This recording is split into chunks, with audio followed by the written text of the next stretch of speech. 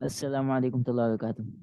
आज हम income statement का क्वेश्चन सॉल्व करेंगे, जिसके थ्रू इस क्वेश्चन में आपको इनकम स्टेटमेंट भी बनाना है और बैलेंस शीट भी बनाएंगे हम। ठीक है। इनकम स्टेटमेंट का क्वेश्चन आपको क्या गिवन होता है जनरली? आपके पास ट्रायल बैलेंस गिवन होता है। ठीक है। या तो एडजस्टेड ट्रायल बैलेंस होगा या अनएडजस्टेड ट्रायल बैलेंस होगा। ठीक है। ये क्वेश्चन में हमारे पास क्या गिवन है? सिंपल, हमारे पास ट्रायल बैलेंस गिवन है विदाउट एडजस्टिंग एंट्रीज। कोई एडजस्टिंग एंट्रीज भी नहीं है इसमें शामिल। ठीक है। हम पढ़ लेते हैं एक दफा क्वेश्चन को, फिर जाके हम सॉल्व करेंगे। ठीक है। The following is the trial balance of Worth after his first year trading. You are required to prepare a statement of comprehensive income. Income statement का दूसरा नाम स्टेटमेंट ऑफ कॉम्प्रिहेंसिव इनकम भी बोला जाता है, जो आईएएस ने बताया है, इंटरनेशनल ऑफ अकाउंटिंग स्टैंडर्ड्स में। ठीक है। एक साल का बनाना है हमने। 30 जून 2013 का एंड है। And statement of financial position, statement of financial position that means a balance sheet. ठीक है। हमें पता है हम सबको कि आपका जो बैलेंस इनकम स्टेटमेंट है, ये performance of the period, performance of the business बताता है, ड्यूरिंग द पीरियड बताता है। ठीक है। और फाइनेंशियल पोजीशन या बैलेंस शीट, पोजीशन आज आपके बिजनेस की क्या पोजीशन है वो देख के बताता है। Right sir. Income statement for the period का बनता है, राइट। और बैलेंस शीट बनती है एज एट एक पर्टिकुलर पॉइंट पर बनती है, इसी वजह से फाइनेंशियल पोजीशन बोला जाता है उसको। ठीक है। अच्छा, इनकम स्टेटमेंट का पहले फॉर्मेट थोड़ा सा बात कर लेते हैं। इनकम स्टेटमेंट में आप क्या बात कर रहे हो? तो इनकम स्टेटमेंट में सबसे पहले नेट सेल्स लिखी जाती है। नेट सेल्स कैसे आइडेंटिफाई होती हैं? Gross sales less sales discount, फिर उसमें से sales return and allowance minus कर देंगे, नेट सेल्स आ जाएंगी। ठीक है। That means gross sales minus sales discount and sales return is equal to net sales, right. फिर उसमें से हम माइनस करते हैं cost of goods sold. Cost of goods sold में क्या करेंगे? Opening stock, add purchases and कोई ट्रांसपोर्टेशन है वो करेंगे। आपके पास परचेज डिस्काउंट आपने अवेल किया है वो लेस करोगे, कोई परचेज रिटर्न एन अलाउंस है तो वो माइनस करोगे, फिर नेट परचेजेस लोगे। आपका जो ओपनिंग स्टॉक और नेट परचेजेस इन दोनों को ऐड करेंगे तो गुड्स अवेलेबल फॉर सेल आ जाएगा, राइट। और इसी तरीके से फिर आप इसमें से क्लोजिंग स्टॉक माइनस करेंगे and cost of goods sold लिख देंगे। ठीक है। तो दैट मीन्स सेल्स में से cost of goods sold minus करते हैं तो हमारे पास क्या आता है? जीपी। जीपी मतलब gross profit, right sir. Operating expense, operating expenses less करोगे, ये ऐड नहीं, ये लेस होता है। ठीक है। ऑपरेटिंग का दूसरा नाम ओपेक्स भी बोला जाता है। ऑपरेटिंग का मतलब ओपी ले लिया और एक्स ई एक्स। ठीक है, एक्सपेंस का। फिर रेंट एक्सपेंस, हीट, जो मल्टीपल टाइप के एक्सपेंसेस जो भी होंगे आप ले लेंगे उसमें से। ठीक है। देन फिर इसमें से ये सब माइनस हो जाएंगे और फिर इसमें अदर इनकम अगर है कोई तो वो ऐड कर लेंगे, नहीं है तो जो आपकी ऑपरेटिंग इनकम है वही नेट इनकम आ जाएगी। ठीक है। इसी तरीके से हमें बैलेंस शीट बनानी होगी, राइट साइड पे और लेफ्ट साइड पे, या रिपोर्ट फॉर्म में, स्केलेटन फॉर्म में भी बनता है। जो स्केलेटन फॉर्म आप टी फॉर्म बोल सकते हो। लेफ्ट साइड पे एसेट्स होते हैं, राइट साइड पे एक लायबिलिटीज एंड इक्विटी होती है। ठीक है। या फिर report form from top to bottom. ठीक है। हम टॉप टू बॉटम बनाएंगे इस क्वेश्चन में।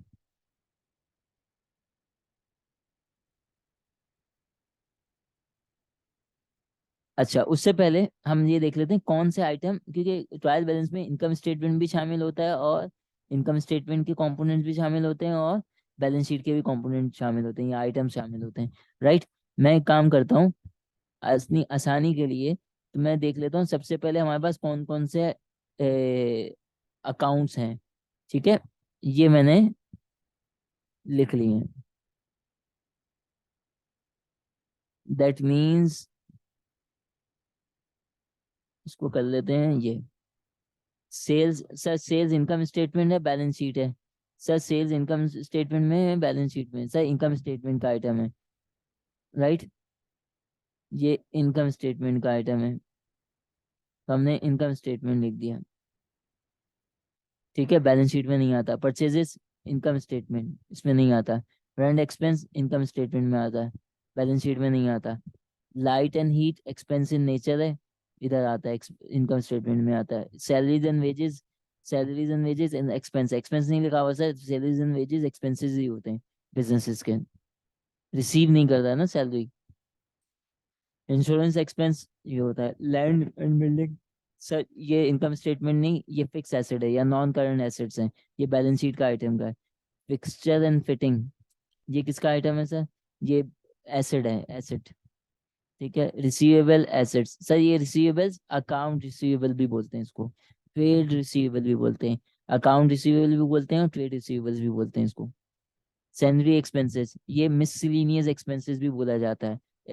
ठीक है। पेबल्स, पेबल्स है बैलेंस शीट का आइटम है।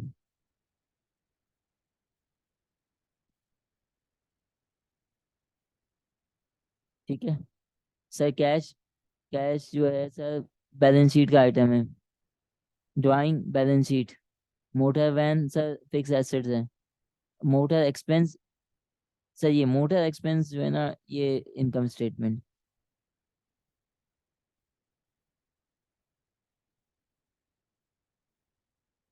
ठीक है सर, ये हमने बाइफिकेट कर लिया कौन सा आइटम क्या है।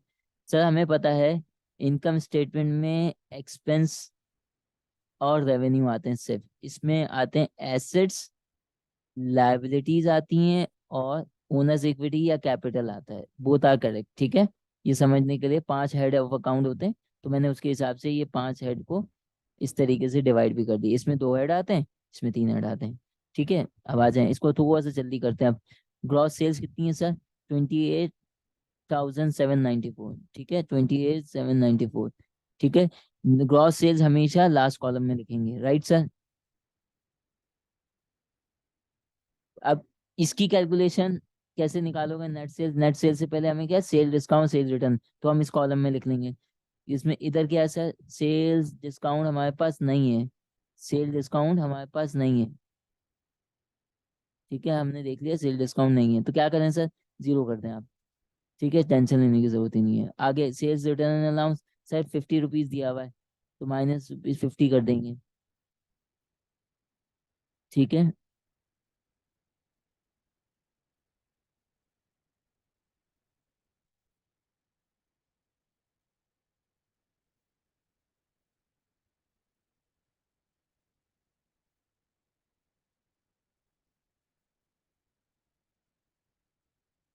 चलें, अब आ जाए सर, क्या करना है।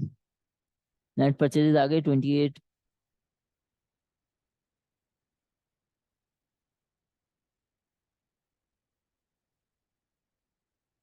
ओ सॉरी, इसमें बल्कि सेल डिस्काउंट है ही नहीं हमारे पास, सॉरी, मुझसे गलती हुई। सेल डिस्काउंट भी हमारे पास अवेलेबल नहीं है, या सेल रिटर्न भी नहीं है, दोनों नहीं है। ठीक है, मैं इसको जीरो कर रहा हूँ, राइट। जिसके बेस पे ये दोनों ऐड हो जाएगा, माइनस में हम लिखेंगे तो खुद ब खुद खत्म हो जाता है। ओपनिंग स्टॉक कितना है sir, opening stock, opening stock, opening stock, opening stock हमारे पास कोई गिवन नहीं है, फर्स्ट ईयर है बिजनेस का इसलिए नहीं है, उसने लिखा हुआ है पर। ठीक है। परचेजेस, परचेजेस हमने कितनी की है, 23 वाली, 23,803, राइट। ट्रांसपोर्टेशन नहीं है, डिस्काउंट नहीं है, परचेज रिटर्न अलाउंस नहीं है। ठीक है, तो हमारे पास नेट सेल्स वही आ जाएगी, नेट परचेजेस वही आ जाएगी जो पहले था। ठीक है। कॉस्ट ऑफ गुड सोल्ड ये रहा, sorry, merchandise available for sale वही रहेगी जो नेट परचेजेस है इस केस में। क्लोजिंग स्टॉक सर हमेशा ट्रायल बैलेंस से अलग दी हुई होती है जनरली। ठीक है, ट्रायल बैलेंस में गिवन नहीं होती, क्यों नहीं होती ये हम अगले लेक्चर में देखेंगे अपने। ठीक है।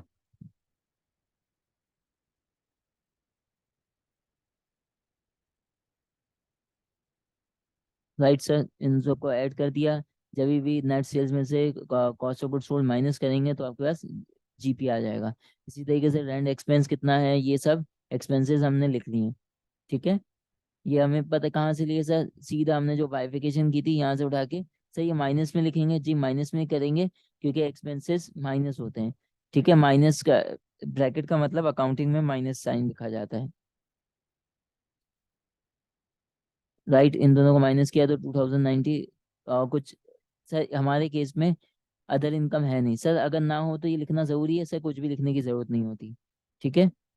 ये लिखने की जरूरत नहीं होती। हाँ, आपके ये फॉर्मेट ये फिक्स रहता है, इसको ना चेंज करें।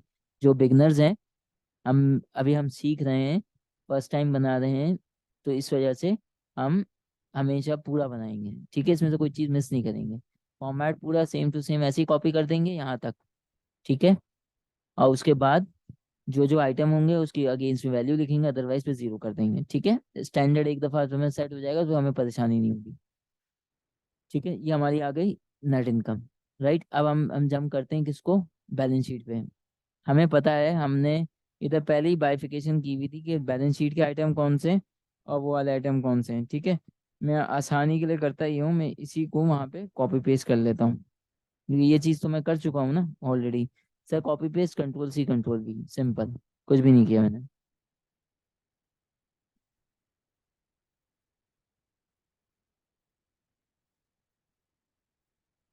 आ जाए सर। सर सबसे पहले क्या लिखें, करंट एसेट्स लिख लें। करंट एसेट्स में सबसे पहले कैश लिख लें, सॉरी, सबसे पहले कैश लिख लें, ठीक है। मैं एक काम करता हूँ, सबसे पहले फॉर्मेट आइटम्स लिख लेता हूँ, अमाउंट पे हम लिखते हैं, ठीक है। जो जो आइटम आ रहे हैं ना हमारे, हम पहले वो लिख लेते हैं, बैलेंस शीट के जो आइटम्स होते हैं।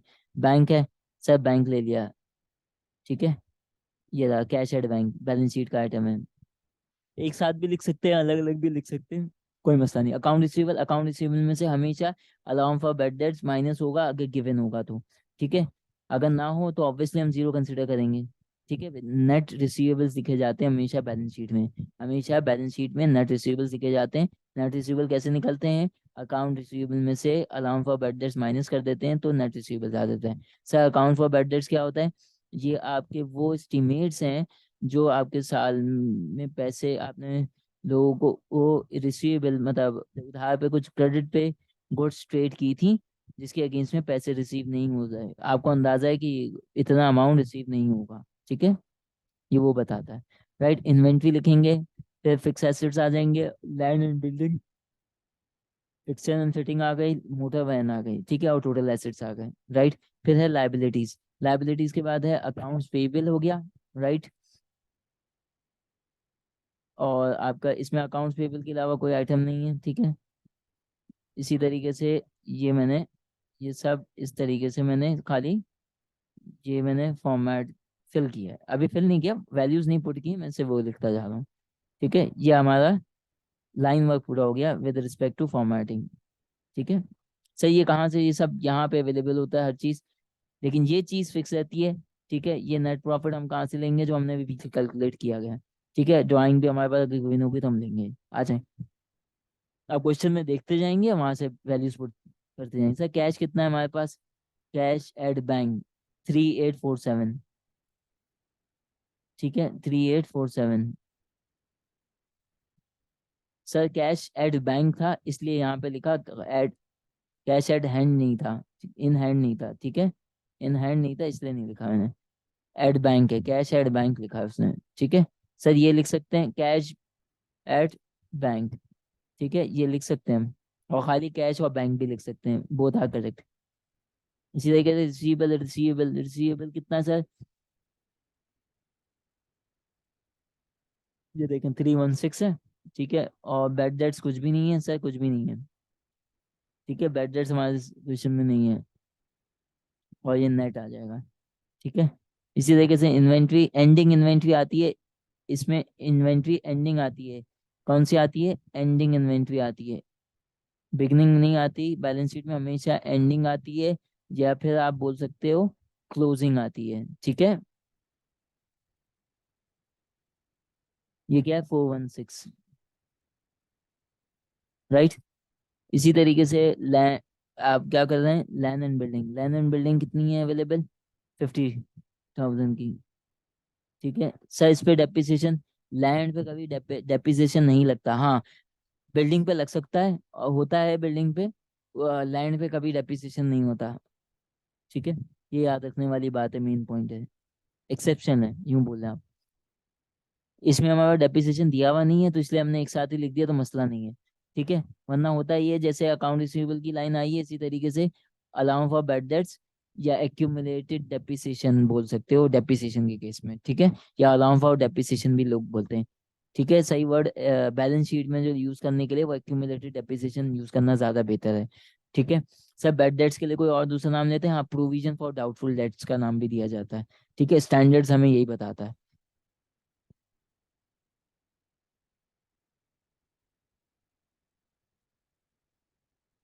फिक्स एसेट्स हमारे पास 1000 रुपए की हैं, फिक्स्ड मोटर वैन, इन सबको ऐड कर दिया, 67,679 आ गया। Accounts payable, sir accounts payable कितना है, अमाउंट देख लें, इधर 126 आ रहा है। ठीक है, कोई मसला नहीं है।